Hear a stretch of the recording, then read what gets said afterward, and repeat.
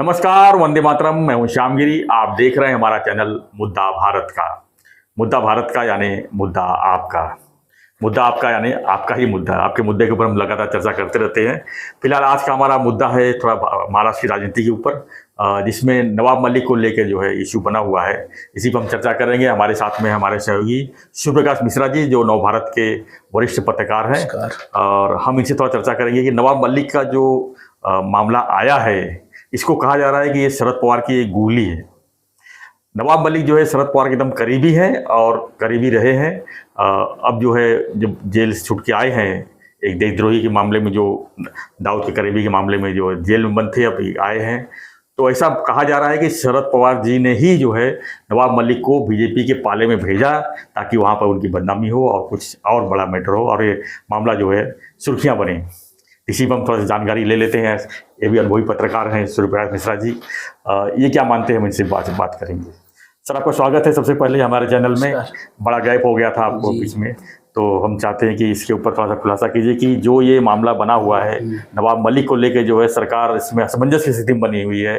देवेंद्र फडणवीस चाहते तो फोन पर भी अजीत पवार को कह सकते थे, लेकिन लोगों के बीच में आने के लिए जो है ये एक लेटरबाजी हुई अधिवेशन में। क्या मामला मानते हैं? देखिए, जो आप सोच रहे हैं, जो आपने अभी कहा कि शरद पवार जी, इससे मैं बहुत ज्यादा इत्तेफाक तो नहीं रखता जी, लेकिन जहां तक मेरा अन्ना है, देखिए, माननीय शरद चंद्र पवार जी के बाद महाराष्ट्र की राजनीति के जो चाणक्य हैं देवेंद्र फडणवीस जी, बिल्कुल, माननीय उप मुख्यमंत्री देवेंद्र फडणवीस जी को वर्तमान समय में महाराष्ट्र की राजनीति का चाणक्य कहा जाता है। जहां तक मेरा आकलन है इसमें कि देवेंद्र फडणवीस जी ने इस मुद्दे को उठाकर, या जो लेटर बम आपने कहा, तो इसको फोड़कर एक तीर से दो शिकार किए हैं। आप देख लीजिए, एक तरफ उन्होंने अजीत पवार जी को, जो बहुत ज्यादा चल रहा था मुख्यमंत्री और बाकी चीजें, उनको एक तरह से बैकफुट पर ढकेलने का काम किया है। दूसरी तरफ आप देखिए, ये नागपुर में विधानमंडल का सत्र चल रहा है और केवल ये 9 दिन का सत्र है, आपकी जानकारी के लिए। उसमें 3 दिन खत्म हो गए, उसमें 3 दिन समाप्त हो चुके हैं। आप सोचिए, सत्र के पहले विपक्ष ने जिस तरह से चाय पान का बहिष्कार किया, जिस तरह से लेटर दिया, मुद्दे उठाए, इतने मुद्दे थे उनके पास। सूखे का मुद्दा है, बेरोजगारी का मुद्दा है, महंगाई का है, कांदा भी अपने चरम पर जा रहा है इस समय, लहसुन अपने, मतलब जो आम आदमियों से जुड़ा मुद्दा। तो आप सोच सकते हैं कि इन 9 दिनों के जो सत्र था, इनमें से 6-7 दिन ऐसे ही जाने वाले हैं। तो ये सारे मुद्दे खत्म, सारे मुद्दे जो हैं खत्म कर दिए हैं उसमें देवेंद्र फडणवीस जी ने। अब आप देखिए, ये जो नवाब मलिक का मुद्दा है, ये बहुत गौण मुद्दा है एक तरह से, लेकिन इस गौण मुद्दे के पीछे जो महत्वपूर्ण मुद्दे थे वो एकदम से दब गए हैं। तो इससे आप अंदाजा लगा सकते हैं कि कितनी रणनीतिक उनकी एक सोच है देवेंद्र फडणवीस जी की, कि इन्होंने, और दूसरी तरफ देखिए, उसको राष्ट्रीय मुद्दा तक बना दिया, यहां तक कि प्रफुल्ल पटेल जी उसमें हस्तक्षेप करने लगे, उनको आना पड़ा। तो माननीय शरद चंद्र पवार जी का जो आपने कहा कि भाई उन्होंने जोड़ी छोड़ी, ये मुझे ऐसा इसमें नहीं लगता। इसमें सबसे ज्यादा तो, और आप ये भी देख सकते हैं तीसरा मुद्दा उसमें, कि जिस तरह से नवाब मलिक जी ने उस समय देवेंद्र फडणवीस जी के ऊपर यहां तक निजी हमले किए थे, उनकी पत्नी के ऊपर उनके सवाल उठाए थे, बाकी चीजें, तो आप समझ सकते हैं कि किस तरह से व्यक्ति राजनीति में, और तो एक तरह से देखा जाए तो देवेंद्र फडणवीस जी ने बहुत रणनीति के चाल के तहत, या कह दीजिए कि राजनीतिक समझबूझ के तहत अब आप देखिए 9 दिन चलना है। अब नवाब मलिक जी इस तरफ बैठे या सत्ता की तरफ बैठे, क्या फर्क पड़ने वाला है?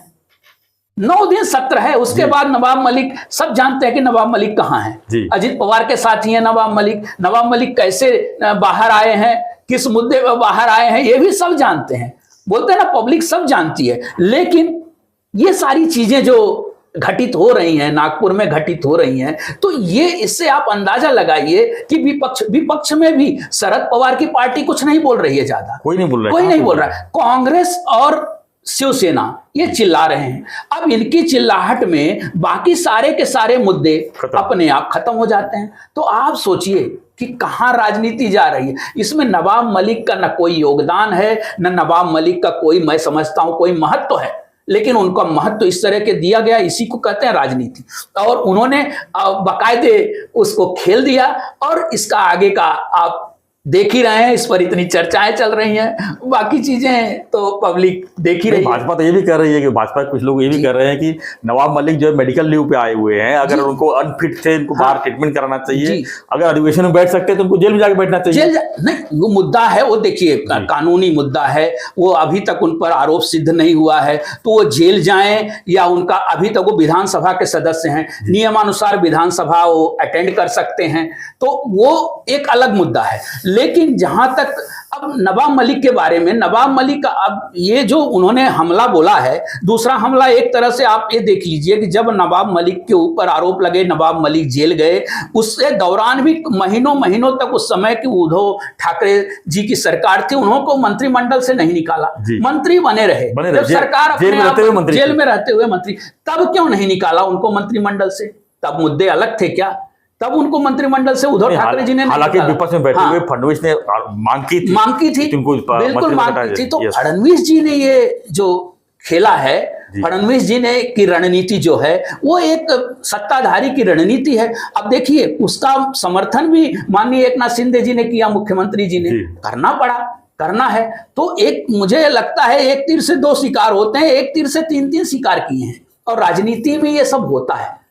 मिश्रा जी, इसी आप बताइए कि ये चीज तो होने ही वाला था, आपको क्या नहीं लगता कि सरकार जब चल रही थी उसमें अजीत पवार जब जिस तरह से एंट्री किए, तो जब अजीत पवार एंट्री किए तो इसके उनके साथी लोग भी तो आना तो वाजिब ही है, तो उनको क्या देवेंद्र फडणवीस उस समय नहीं सोचे होंगे कि नवाब मलिक आज भी कल आएंगे, फिर हमारे साथ जुड़ेंगे? मेरा वही ये मामला तो पहले भी मतलब सुलझाया जा सकता था कि आप इस शर्त पे आइए कि इनको नहीं लेना है, इनको नहीं लेना है, या जो जेल में उनको नहीं लेना। कोई शर्त नहीं है।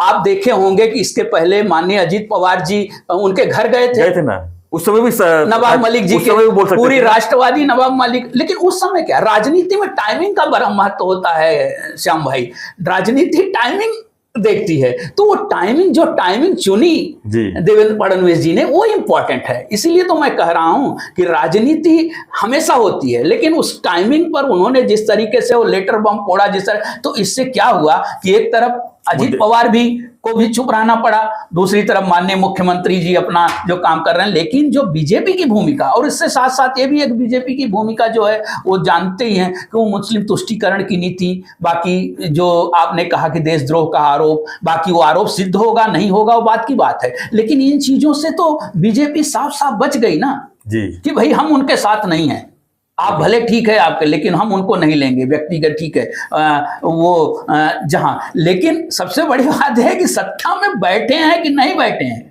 दिख रहे हैं, उनको दिखाना है। उन्होंने अपनी भूमिका स्पष्ट कर दी माननीय देवेंद्र फडणवीस जी ने, और उसमें वो सफल हुए। क्या लगता है कि आने वाले चुनाव में इसको कहीं ना कहीं भुनाया जाएगा? लगता है कि विपक्ष वाले भी इसको आवाज उठाएंगे? विपक्ष तो नहीं आवाज उठाते, क्योंकि तो विपक्ष ने तो उनको मंत्रिमंडल से भी नहीं निकाला, कार्रवाई भी नहीं। वही कारण विपक्ष के पास तो मुंह नहीं है विपक्ष के पास मुद्दे जो हैं, विपक्ष के पास सबसे बड़ी समस्या इसमें विपक्ष की हार हुई एक तरह से, इस मुद्दे को उठाकर। और या उन्होंने वो किया, शुरुआत उन्होंने की, आपने देखा होगा जिस दिन आए उस दिन थोड़ी देर के लिए ये लगा था कि फडणवीस जी उनका समर्थन कर रहे हैं, फडणवीस जी ने बचाव किया था। जब पहला हमला हुआ तब फडणवीस जी ने बचाव किया सदन में कि भाई आप लोग तो बिल्कुल बोलते हैं गोद में जाके बैठ गए हैं, तो गोद में हम गोद में किसी के बैठे नहीं, हम साथ में हैं, हम एकनाथ शिंदे जी के साथ में हैं, और एक हमारे साथ जो हैं अजीत पवार जी हैं। बाकी उन्होंने किसी का नाम नहीं लिया माननीय देवेंद्र फडणवीस जी ने। तो इससे साफ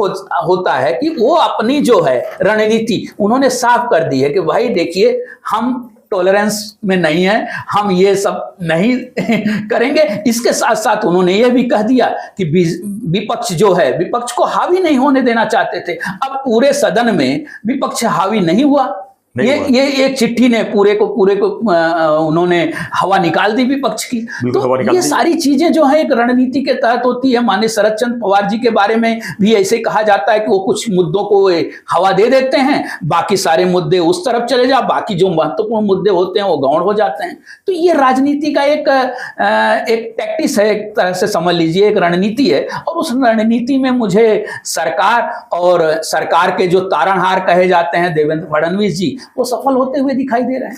तो क्या लगता है कि आने वाले दिन में नवाब मलिक का जो है भविष्य किस तरफ है, शरद पवार जी की तरफ है या अजित पवार की तरफ?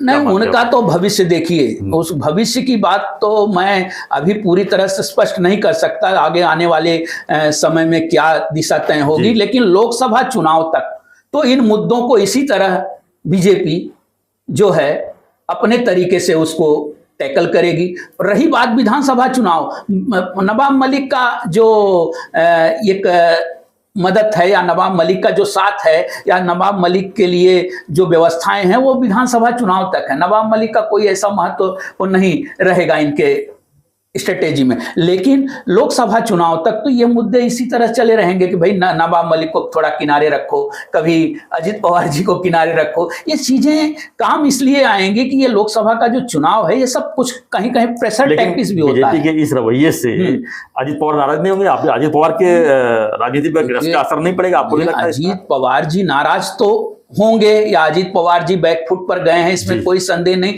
लेकिन ये नाराज होंगे तो नाराज होकर फिर क्या करेंगे आप बताइए? नाराज होकर भी उल्टा नाराज होने से अच्छा है कि समझौते करने की बात आएगी। जी बिल्कुल सही। अजित पवार जी ने यह भी कहा कि भाई हम देख रहे हैं, हम देखेंगे, हम उसको करेंगे। अजित पवार जी का बयान देखिए, उनको भी सोच समझ कर चलना है। जब वो एक बार निर्णय ले चुके हैं आने के, तो अभी तक अब एक साथ पीछे हटना संभव नहीं है। ये देखिए दांव पेच हैं राजनीति के और ये चलते रहेंगे। और इसमें क्या है, बीजेपी जो है, आपको मैं एक चीज बता दूं कि जे अभी देखिए छोटी छोटी बातों को लेकर शिवसेना के साथ भी उनके मतभेद होते रहते हैं, एकनाथ शिंदे जी की पार्टी के साथ भी उनके मतभेद होते रहते हैं कि हम ये लोकसभा चुनाव पे कब्जा कर रहे हैं, ये लोकसभा चुनाव पे दावा कर रहे हैं, हम वो लोकसभा सीट पर दावा कर रहे हैं लोकसभा चुनाव को देखते हैं। लेकिन इसका अर्थ ये नहीं है कि वो वही करें, लेकिन एक तरीके का एक दबाव तंत्र बना रहता है। अजित पवार जी गाहे बगाहे कहते रहते हैं ना कि भाई मैं मुख्यमंत्री, और कहना भी चाहिए, मैं मुख्यमंत्री पद का दावेदार हूं। माननीय एकनाथ शिंदे जी की पार्टी जो है वो कहती है कि भाई हमको 14 सीटें मिलनी चाहिए, तो 14 सीटें उनको मिलनी चाहिए। लेकिन कितनी मिलनी चाहिए, कब मिलनी चाहिए, कैसे मिलनी चाहिए, वो तो तीनों मिलकर तय करेंगे। तो इसमें तीनों की अपनी अपनी प्रेशर टैक्टिस अपनी तरीके से चलती रहती है और बीजेपी इसमें माहिर है, इसमें नो डाउट। क्यों? वो अपनी बातें मनवाने में और उसको समझने में और उसको एग्जीक्यूट करने में बीजेपी का इस समय जवाब नहीं है। 3 राज्यों में आप जान रहे हैं, 3 राज्यों के लोग विधानसभा चुनाव में उनके जो हौसले हैं वैसे भी बुलंद हैं। तो इस तरीके का जो राजनीतिक एक तरीके की स्ट्रेटेजी है उनकी ना, वो उसमें अपने सफल होते दिखाई दे रहे हैं। धन्यवाद मिश्रा जी। तो हमारा चर्चा यही था नवाब मलिक के ऊपर ही। तो आपकी क्या प्रतिक्रिया है इसके ऊपर हमें कमेंट बॉक्स जरूर लिखिए कि आप क्या मानते हैं कि नवाब मलिक को जो है किस तरह रहना चाहिए, क्या होना चाहिए, क्या बीजेपी का ये स्टैंड सही है? आपकी प्रतिक्रिया का हमें इंतजार रहेगा। और हाँ, रिक्वेस्ट ये है, चैनल को आपने सब्सक्राइब नहीं किया है तो सब्सक्राइब कीजिए और हम आपके मुद्दों को जो है हमेशा की तरह आगे भी उठाते रहेंगे। तो बने रहिए हमारे साथ, देखते रहिए हमारा चैनल मुद्दा भारत। धन्यवाद सर, धन्यवाद, जय हिंद।